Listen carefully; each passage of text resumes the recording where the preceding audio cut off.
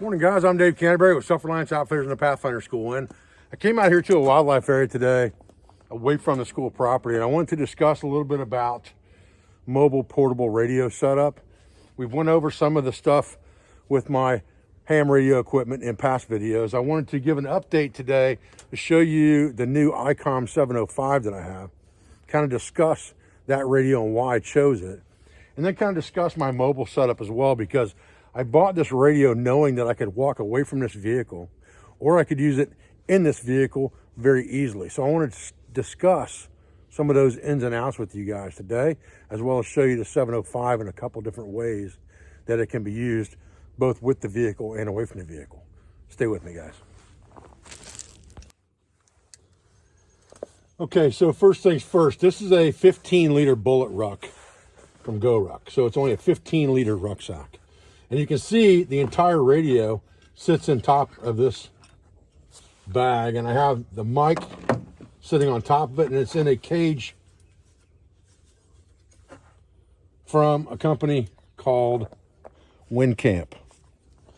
So the entire radio is only about this size, but it's inside this protective cage to keep it from getting damaged. And even that's very, very small. And then I've got a 90-degree antenna connection on here as well, so that I can actually operate it from the backpack if I choose to do that, or I can remove it from the backpack if I choose to do that. Now, a couple things with this radio we should discuss really fast. First of all, this is what's called a QRP radio, which means it's a very low power unit. It only puts out 5 watts of power if you're running it on the external, or the what would be called, I guess, an internal battery, which is just like a snap pack that you'd use on any handheld radio. And you can buy multiples of these and keep them charged up and just change them in and out. But at that point, you're getting 5 watts of power, which is about what a handheld radio would give you. If you plug this unit into 12 volts, which is what I use the Jackery for, but I also use my vehicle for that as well if I want to use it in the cab, I can actually transmit 10 watts with this radio, or double my output, by hooking it up direct to a 12-volt system. The advantage to this low power scenario is that it doesn't have to have that heavy amperage that you would have to have if you were using a 100-watt style radio, where you want to connect that thing directly to the battery of your vehicle or directly to an external 12-volt battery. This has low enough power that you can actually plug it into a cigarette lighter connection, either in your vehicle or on this Jackery, and it will run that 12 on those 12 volts at a much lower amp, so that you're not going to destroy anything trying to do that. Not going to burn anything up trying to do that. That's an advantage, because now you can walk away with this radio and operate off the small battery, or you can connect it to a Jackery if you were away from your vehicle but in a main base camp, or you can also hook it up to your vehicle and run it from inside the vehicle if you're driving or if you're moving and things like that. Those are all big advantages to this IComm 705.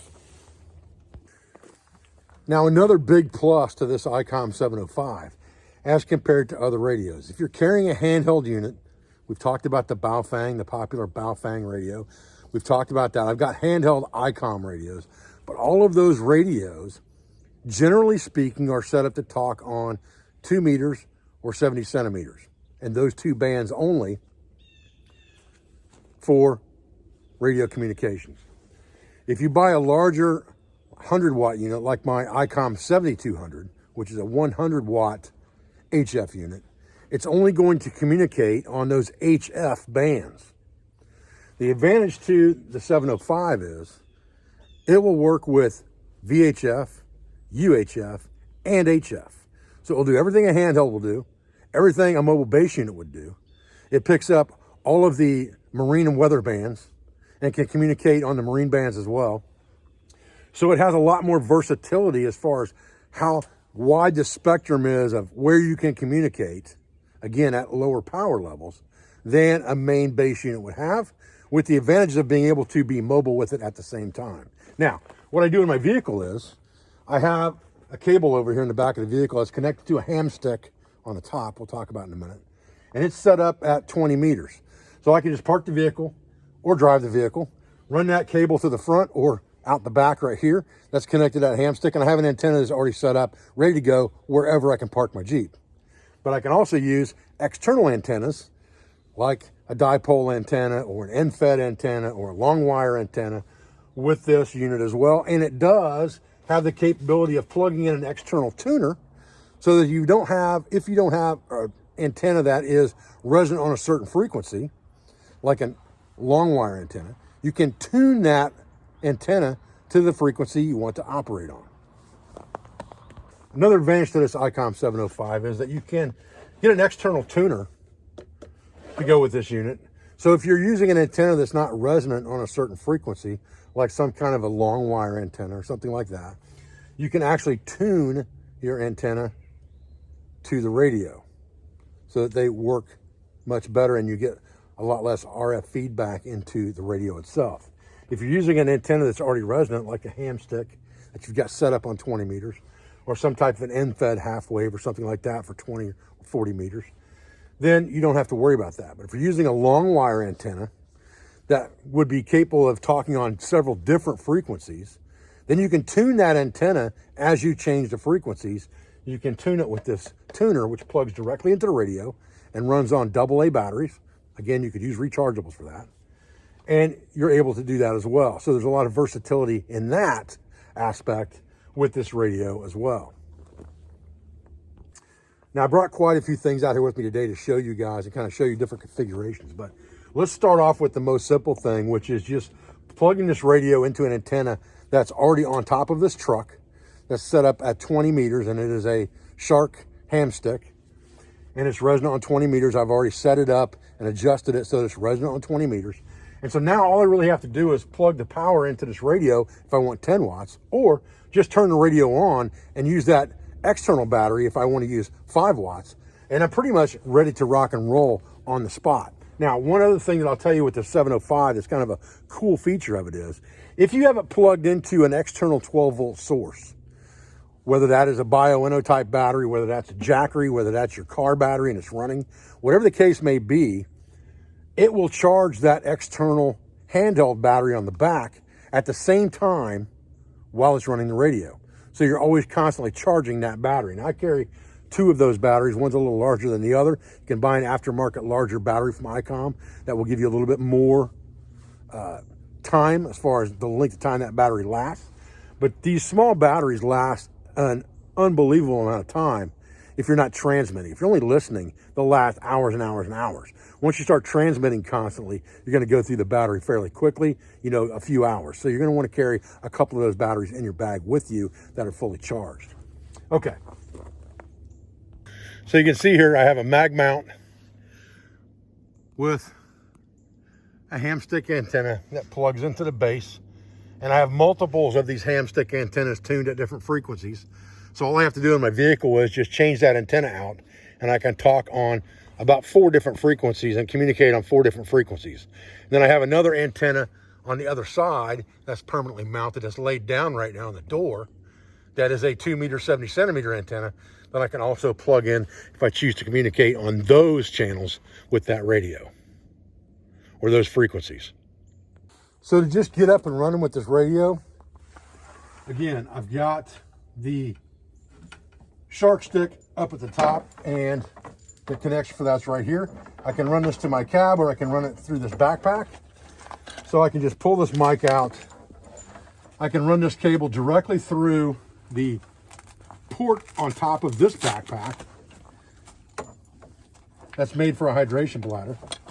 Run it right through there. Plug it straight in to this connector I've got here. Run it down. And the way this microphone is set up for this radio, I'll show you real quick. It's got 2 wires on it. One of those wires is a speaker wire that will actually run sound out of this microphone. The sound that comes out of the radio is pretty good all in itself. So I generally only plug in the microphone side of the plug and not the speaker side. I'll put my glasses on real quick here. There's a port right here on the side. That's got your speaker and mic. Speaker is the top, the mic is the bottom. So you're going to plug the smallest connector in, and that's going to be your mic. And then you can shove everything back in the backpack if you want to, just like that. And if you're using an antenna that's already tuned, so you don't have to necessarily use a tuner with this, you're ready pretty much to rock and roll just by turning this bad boy on. Letting it boot up. We're at 50% power right now. I'll get this up a little closer so you can see what's happening here. There you can see we have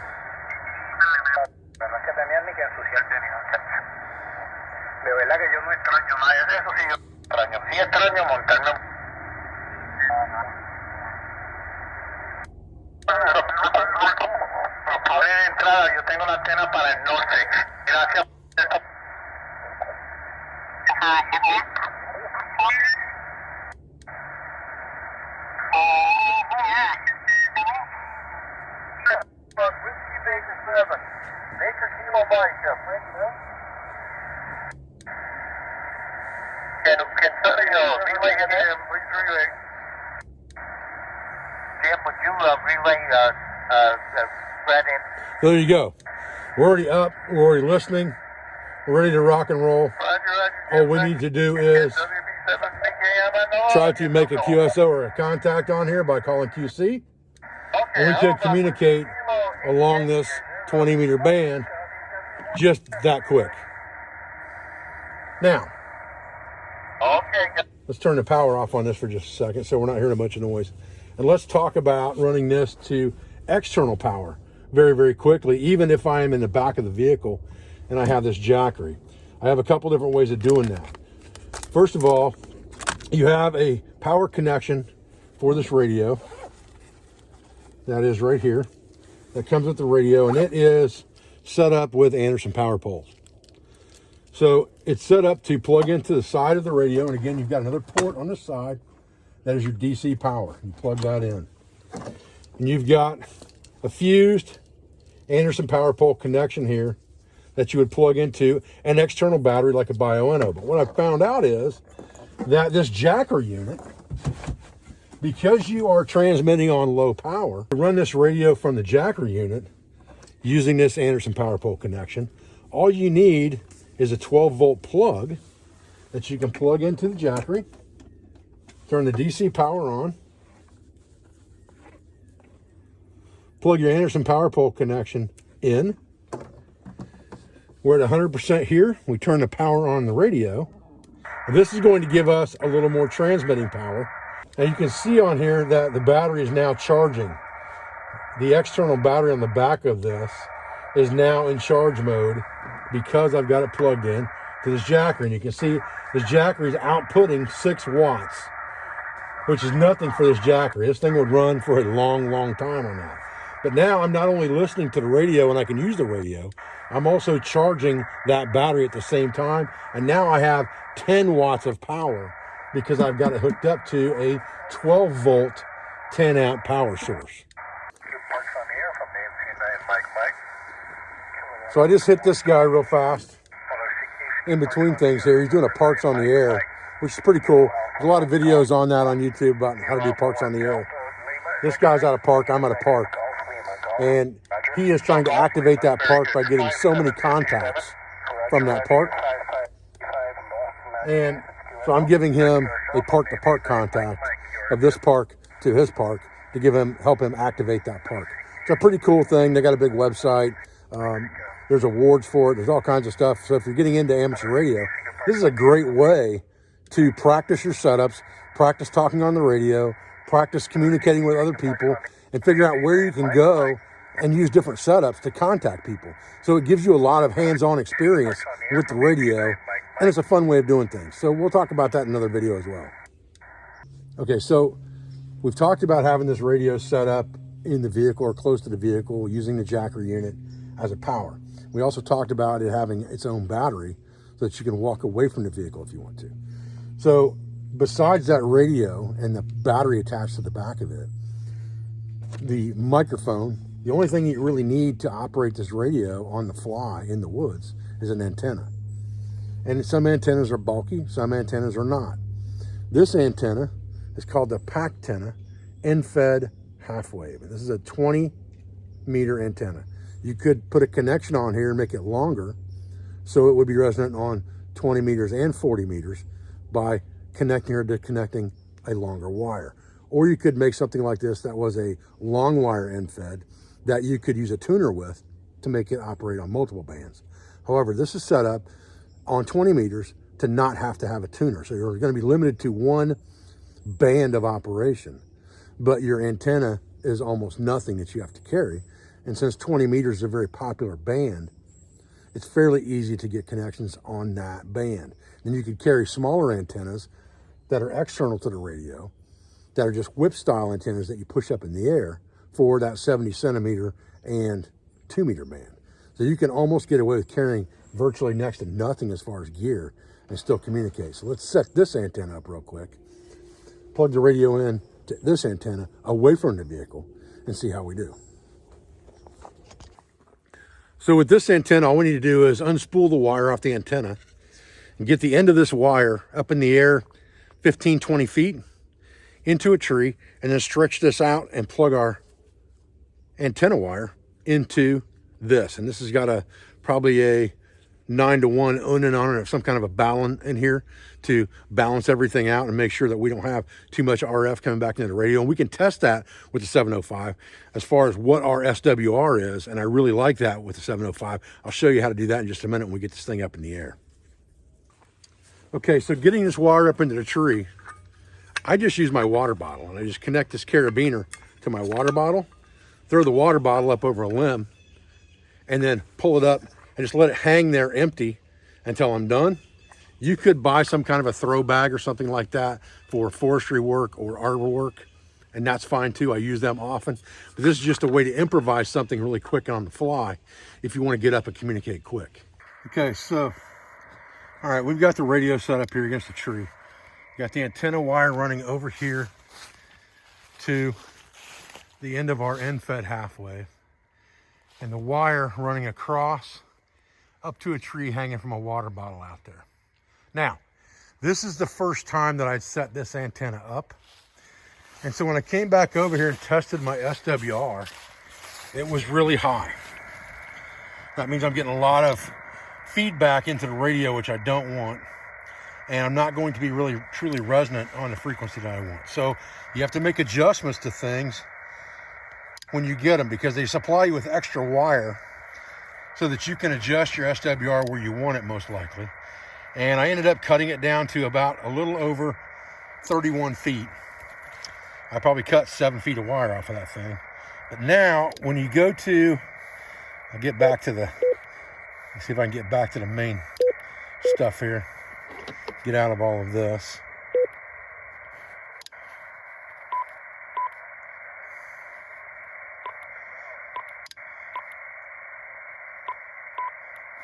Okay, so now I'm back to my main scope.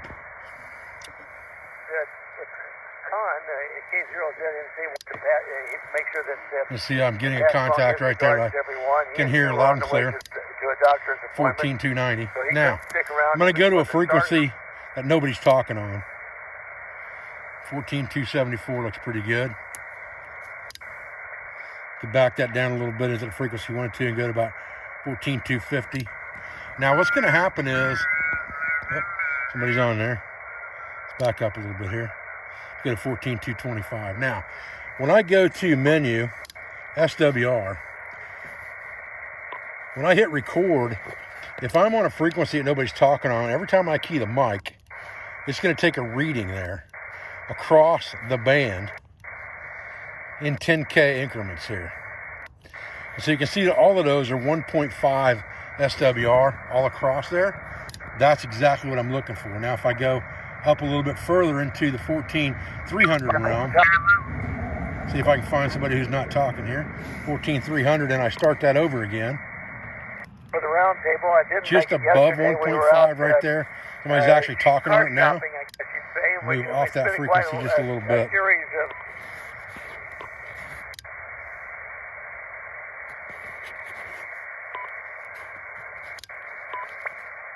Get off that just a little bit here. Then we'll go back to SWR. even up around the 305, 325. 325, it starts sneaking up a little bit, and that's the very upper end of the band. That's exactly what I'm looking for, really.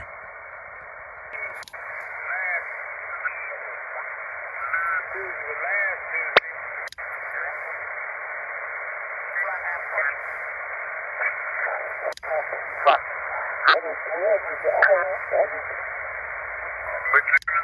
showed up and proved to him it was real. And so I had to go to Phoenix and... Okay, so I brought the radio back up the truck. I've still got that end-fed half-wave antenna plugged into it up here.